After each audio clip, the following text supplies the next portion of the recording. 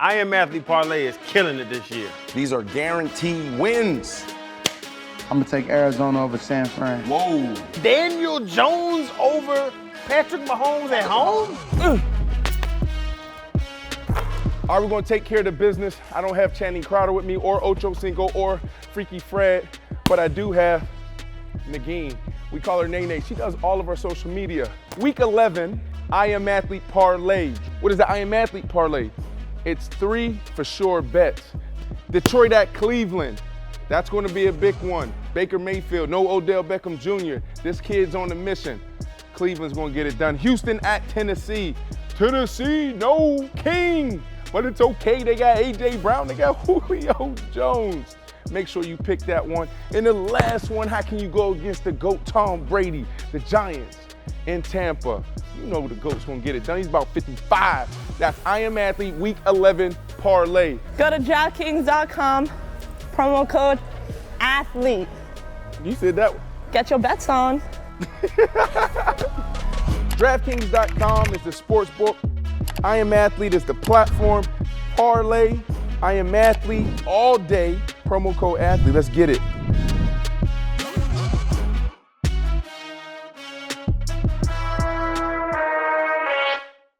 Listen, bro, there's not 32 guys better than me. Put it like that. So you're asking me, like, bro, I'm not 32. Can see that I'm winning, it's harder to watch. I'm setting the stage, you should give me my props. You ain't got no soul, you lacking the spirit. You talk out your neck, yeah, that's me. If you're good as a pit crew, if you're a top 5 crew member, no matter what happens, you're always going to be that athlete. You sound like Ocho. You're always going to be that athlete. He sound like Ocho. Hey, dude. Yeah, don't he? So who's beast mode? Well, I'm sitting next to one right now because he's in position to win every week. It's not the parking lot 500 where you have good times at practice, but when you have a chance to win, can you perform? That's why football players were brought in here. Right. Basketball players were brought in here because they were mechanics before. So let's bring some guys in who's used to handling pressure. I've won every place I've been. I don't gotta say much. I ain't the loudest person in the room, but I ain't the quietest either. But how you see me move, how you see my swag and approach to anything I do is a winning mindset. It ain't a fluke. It ain't luck. You know what I'm saying? It's a mindset. That's just what it's about. I'm a winner.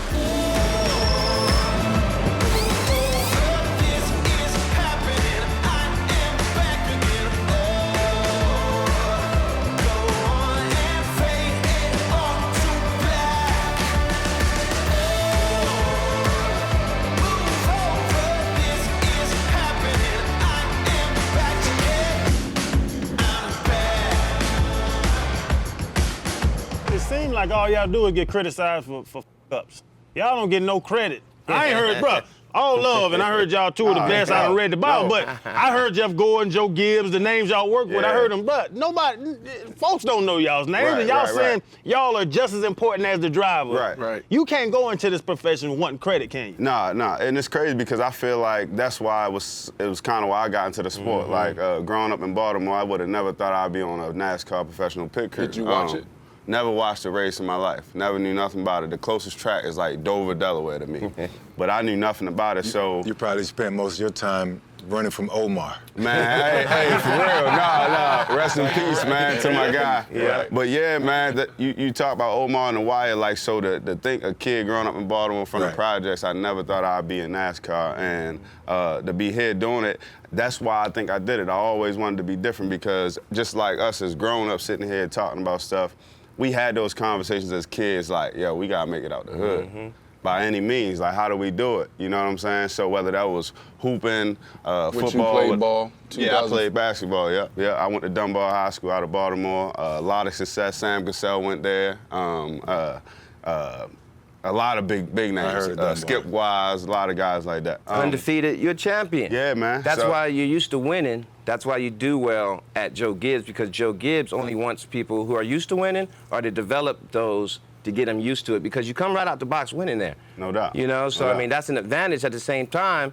it's a curse starting out. Well, Joe Gibbs got it because Joe Gibbs, we're talking about Hall of Fame coach. Yes. What, he won 2 Super Bowls? Is it 2 Super Bowls? Exactly. You know what I'm saying? So, like, he understands, you know, the psyche of an athlete, competition, you know, bringing those athletes out, where, you know, from where they come from, you know, because they're wired a little differently, like it's life or death. right? So Well, East Coach Baltimore- motto is you win with people. Yeah. And I thought that was real interesting when I heard that. And going back, what I was saying was, as far as a culture standpoint, the reason I got into NASCAR is because I was always told growing up, you got to play NFL, you got to go to NBA to make it out of the hood. So I love what I'm doing now, and I try to share it on social media, is there's other avenues. Yeah. You know, there's analysts, there's so much stuff, and I feel like these conversations are sitting there, that's a big thing for the culture, is to explain to our youth that there's other ways. Because what happens when you fall short of the league, you know where they end up, right? Yeah, back on the block. Back in the hood. So that's why I felt like I took this route to get into the sport. And you talk about winning, yes, I won in high school state championship, junior college national championship, undefeated, 36-0. And in NASCAR too. High point. And that's why he's winning in that, because that Came- shows. And came you in want NASCAR. winners. This isn't a halfway house no. where it's just, Daytona. you I know, was you got about to think about that. You win. He Brandon Marshall me, right?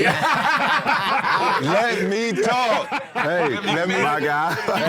So no, want you to John. get it No, in my there. guy, I'm gonna get it. I'm You gonna a get it. winner, I man. like that to tell a conversation journey. Take us. So Tell us you on the that's where I ride, want to you go feel with me? you. I'm trying to paint that picture. Yeah. Inner city Baltimore, Yeah. high school all-star, All-American, going into JC, Yeah. going undefeated, Yeah. winning national championships, then going D1. High Point, winning High back-to-back regular season That's where it all championships there. started. Yeah. At High Point, Yeah. North Carolina. Yeah.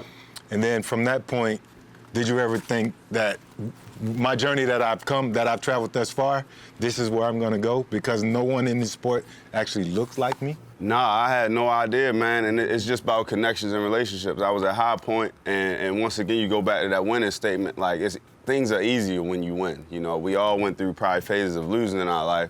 It's harder when you lose, but when we won, you had alumni coming up to me, hey, yo, hey, Rel, you want to check out this NASCAR? I'm like, man, I'm going overseas or something at least, like, you know, because that was instilled in my brain growing up, you know, so I was shunning the dude off for a while. One day I wound up eventually going up to Richard Childress and checking it out and was like, different. That's different. Just like how y'all intrigued now with the sport, I'm like, I ain't never seen nothing like this, except for the Cheerios box with the car on it, you feel me? So I'm like, Racing jackets. I'm like, and there was a lot of wars and stuff going on around 2014 overseas. I'm like, man, you know what? I might as well stay in my own country and try this NASCAR out.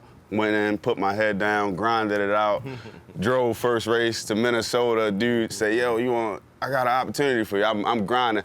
But let me back up, because when I got in the sport, I would ask dudes that's in my position now, like, yo, you think I can get a little help? Like, show me how I jack this car? Nah, man.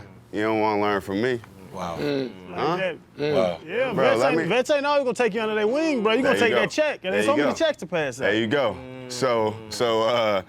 Yeah, I just grinded and I passed those dudes so fast and I never forgot it. So that was the driving factor and the motivation for me. I just needed the opportunity. How does this make you feel? Pioneer of pit road. All right, 2005, went over the wall for the first time, and they deemed you pioneer of pit road because there wasn't too many African Americans going over the wall at the time. How do you carry that? Well, at the time, in 2005, I didn't know, because the pioneers of pit road were the black guys I saw. Coach Phil Horton at the time, Chris G at the time, you know, other black guys who were doing it before me, and Coach Horton brought me in. So on the pit crew side, I didn't look at myself as a pioneer because I didn't care about bringing other athletes in at the time. I just wanted to shine. I was competing. Here I was, a football player, doing something that I could separate myself from all my other football players and be good at. I was a dime a dozen at linebacker. We all could run fast, hit hard. Big guys, you know, that was nothing unique. But putting on a tire in under a second, running around a car, they came up with rules because of me, you know, in NASCAR. That would have never happened in football. Tell us how you feel. The Rocko rule. Tell us what's the Rocko rule? What is the Rocko rule? I'm glad I got you. I'm glad I got you. Yeah, you got us now. You don't mind, Darrell? All right, I'm listening, Darrell wasn't bro. around at this time, but the Rocko rule was when you're on a over-the-wall pit crew, you're over the wall, but you cannot do your job without support behind the wall crew, your tire catchers, your hose pullers. To do a pit stop in 12 seconds, you have to have everything work perfectly. We get penalized if you have an uncontrolled tire. Your tire hits the wall, it goes out, cars leave, car comes around back, all right?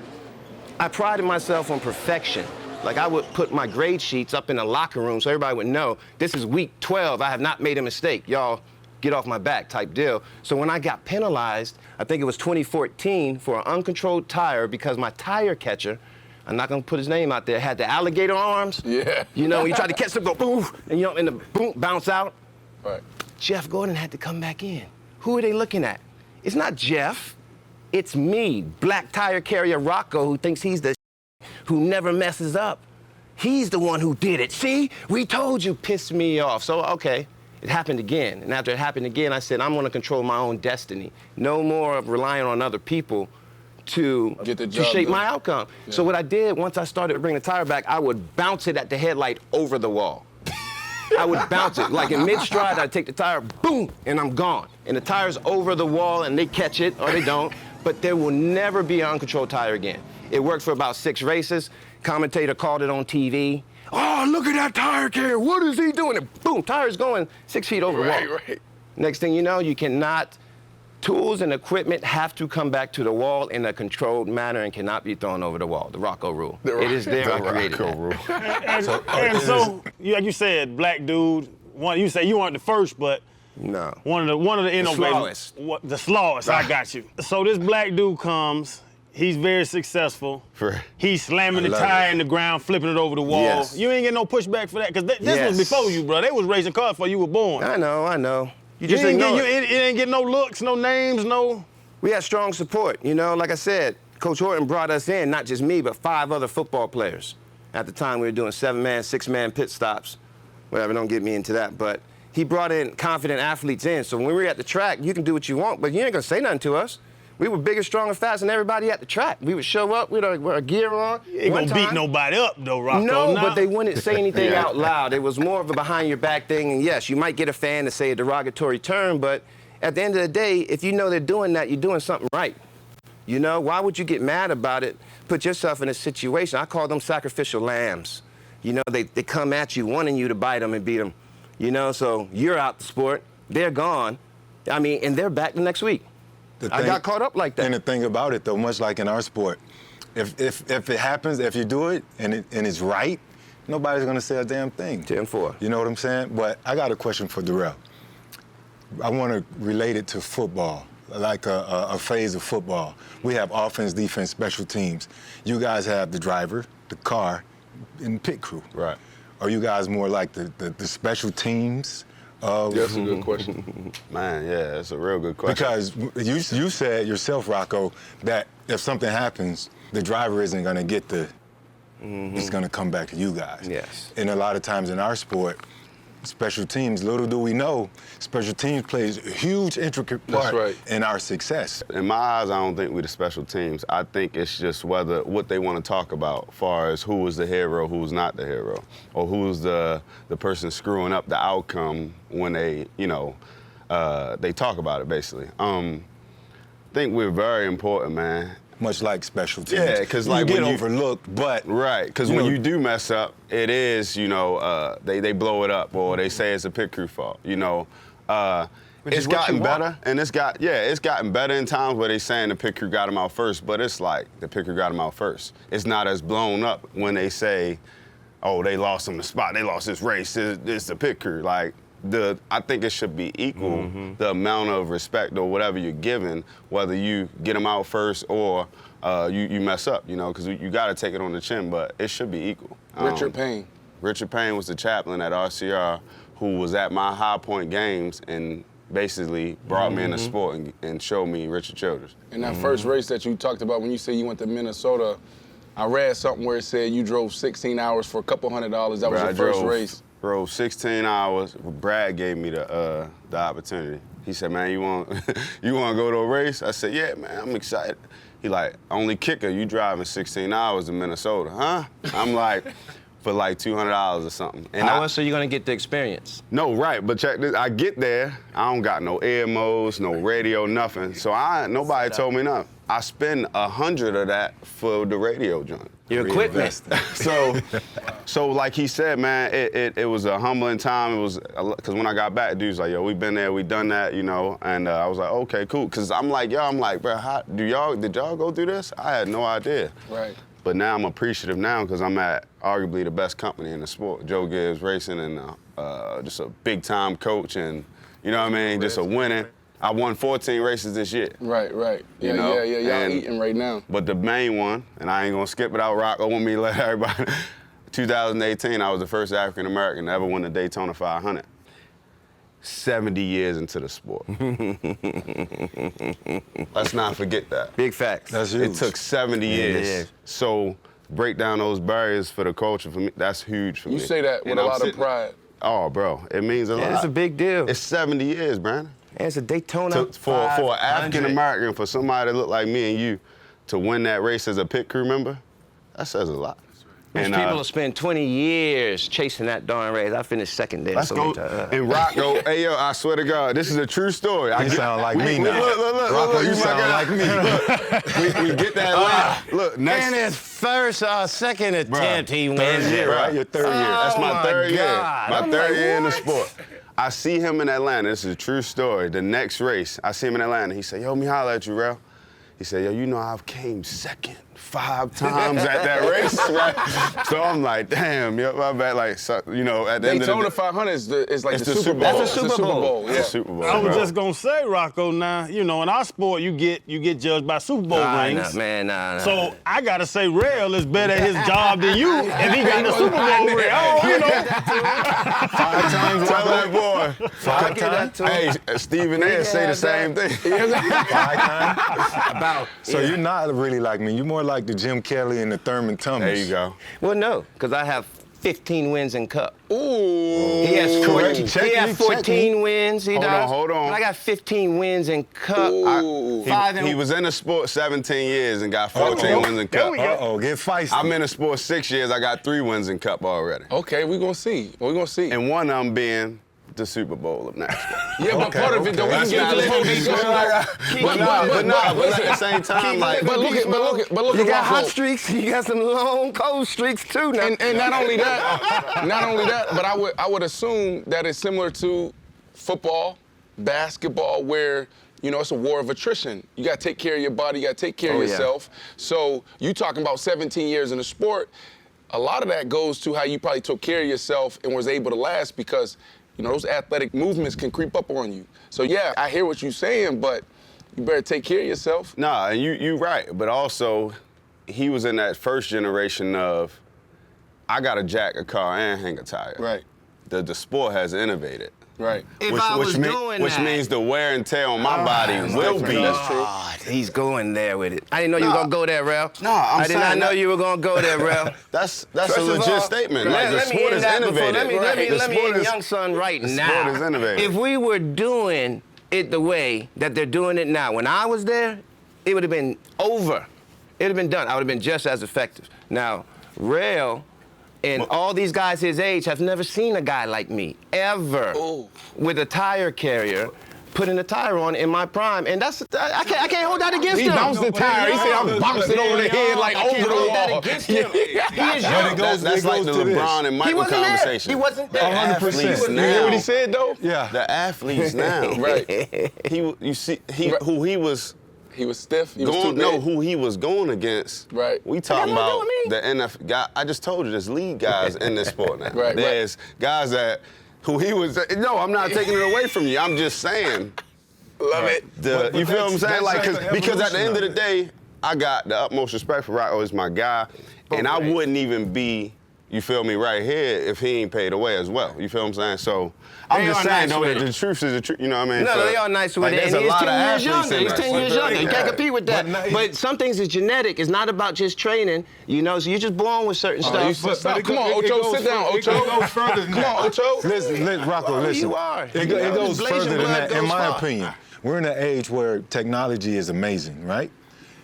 The sport is going to evolve. Right. You're a pioneer. It is. You know, he's And it has. carrying the torch. Facts. And that happens, so I'm sure he's 100%, he's proud of you, you know, for sure. starting the Oh, sport. yeah, all And the time. No doubt when you about go back to Yeah. Baltimore, Facts. the kids in your community, they're going to look at you and they're going to want to be in your position.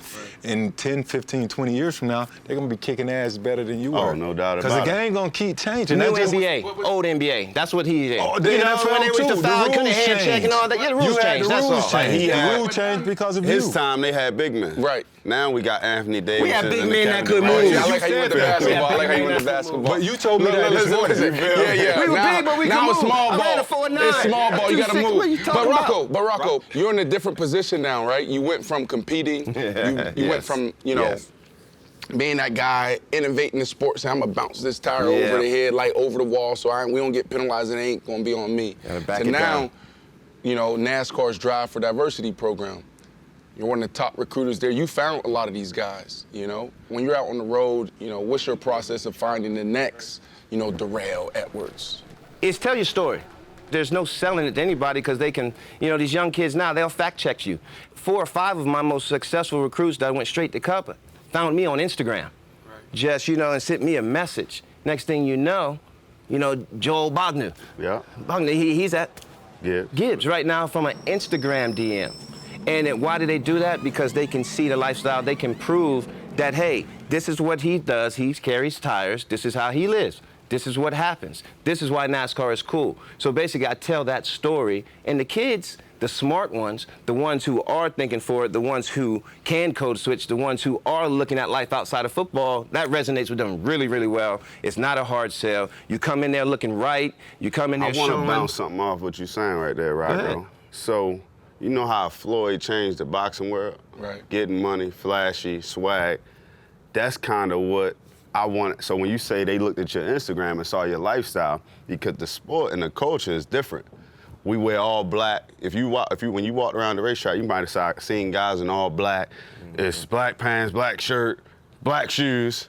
We want to change that and do that Floyd Mayweather aspect. Then, I'm wearing the shoes that's the loudest. They gonna match with the red crew shirt, the royal blue crew shirt. You bringing the flavor. You bringing the culture. Well, That's what bringing the coordinate. culture. Look, which is funny because Raj in the NASCAR drivers Roger drive for Carew. the diversity program. Absolutely. I reached out to him. I said, bro, I want what music are you listening to?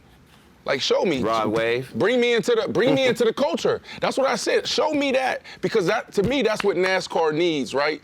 We need that, whether it's from the pit crew, whether it's from Raj, whether it's from Bubba. I know Bubba, his upbringing is different, but at the end of the day, show us the culture, and that's what you're saying you're doing. Why does our culture resonate with that? Look good, feel good, play good. You're representing millions of dollars. Get paid good. Finish it. Get paid good. Do it again. Start over. Look good, feel good, play good, get paid good. There you go. Because when Darrell laces up on Sunday, Right. he's representing millions of dollars in sponsorship. Right. Top sponsor on your main team. Which was it? DeWalt. DeWalt. So when he puts on his suit, he's representing DeWalt. You don't think DeWalt wants him clean head to toe? Do you want him looking nice at the track, representing them in front of thousands of people every weekend? Okay. So thousands. let me push. Let's push the sport forward. We like that. And maybe you guys are already here. I hear what you're saying. You guys can make upwards to $150,000, maybe even more, as part of the crew. Do you guys get a piece of that sponsor money? No. It's how we work the contract. We're going to innovate. No. We're going to but think about that. I like where you at it. Hey, Fred. But I like you I love this. I love this, Brad. You know I love this. This is NASCAR. But how do we do that though? Because what you're saying is now we need to figure out how we do I'm a that. walking billboard. There is no figuring out. You'll need a whole nother show for that. Well, this is the show. What you mean? This is the You know show. what? I know the structure set up how it is. It's been set up like that for 100 years. Design. It's systemic. No. I'm with you. Keep crew members. You got to be strategic with it. I'm with you, but the sport is already trying to innovate. We need to ride the wave that NASCAR already on with the Alvin Kamaras and that's a big deal, bro. With you, I mean, because it is Michael cool. Jordan, we gotta ride that wave right now. So actually, the time is right now. I get it. So that's what we're gonna do. I like that. I like how you thinking though, but from a business perspective, right? Because athletes, right? We go out there, we have the collective bargaining agreement, so we get this chunk of, the TV deals, We're media. not athletes yet. Stop, but we're gonna do it. We're not We're gonna athletes do it. yet So in the now, mind but of now the you look at owners. take a wide receiver, take a linebacker, take a running back. We can go outside and make our own deals, but we have to tap into the content, we have to tap into me. Like you said, we need a whole nother show for that. Well, that's what this show is for. Because we're not because athletes yet. I love that. I want to see you get another bag from DeWalt or Ollie or McDonald's. McDonald's is no big, Ocho McDonald's. I'm more excited. Ocho ain't here. You argue with Ocho. But we should. We got to figure that out. Something that OG Freddie always says: exposure leads to expansion.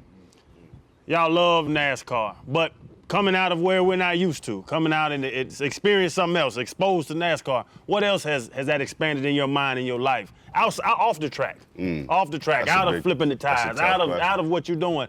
What is that giving you in life, your family, Culture, everything? Kids, all It's of a that. bigger world out there, you know. Get out that lane, the road less traveled by principle, you know. You see that line wrapped around, you wouldn't have, I had no idea the opportunities within NASCAR outside of the competition side of it. We're talking about the corporate, the business side, utilizing your degrees to the point where I'm setting my kids up differently. It's not about just a stick and ball. I want to push architecture, mechanical engineering, because those are the ones building the race cars. You know, we're starting a mechanical engineering program. We got 2 engineers that we're bringing in just for car chief, crew chief, you know, because they're the ones building the race cars. I would have never known that to even align my kids with that. Just the access of go-kart racing. We thought it was fun, but it's a lick. You get your kid in a go-kart, I mean, it's just, it's amazing. It proves to the fact that it's a bigger world out there than some people are exposed to. No, yeah. It's very big, and there's a lot of opportunity. And, you know, we get caught up living in our own little bubbles and our own shells and our dreams, but there's a lot going on out there. I'm going to bounce off of that, and that's what I was talking about earlier. And within the culture, we only tell our kids so many lanes. Right.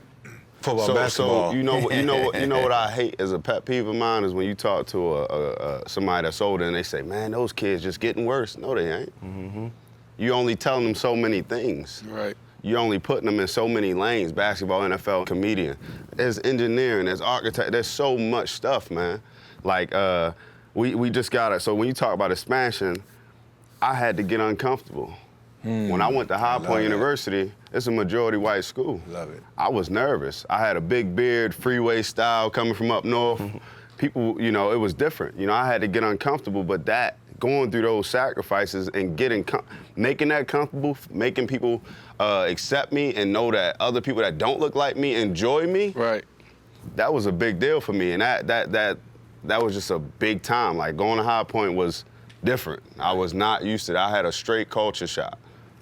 So you talk about expansion, just opening your mind, man. That mindset, like, we got to recondition our minds. You know, good things are supposed to happen. Listen, I want to end with this.